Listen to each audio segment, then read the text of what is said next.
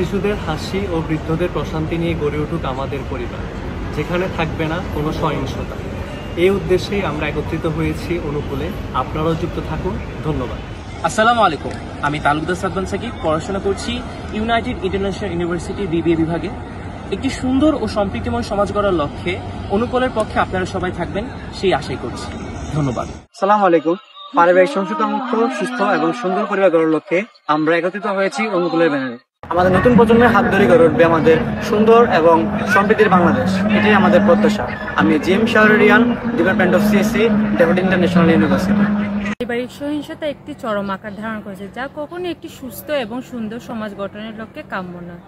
তাই আমরা একটি সহিংসতা মুক্ত এবং সকলের সুরক্ষার স্বার্থে যুক্ত হয়েছি অনুকূলের প্ল্যাটফর্মে। আসসালামু আলাইকুম। আমি মোহাম্মদ কাজী মঈনুদ্দিন, পড়াশোনা করছি কুমিল্লা ভিক্টোরিয়া সরকারি কলেজ, ইতিহাস বিভাগ। সুন্দর পরিবার গড়ার লক্ষ্যে আমরা একত্রিত হয়েছি অনুকূল প্ল্যাটফর্মে। আগামী প্রজন্মের হাত ধরে গড়ে উঠবে আমাদের এই নতুন বাংলাদেশ।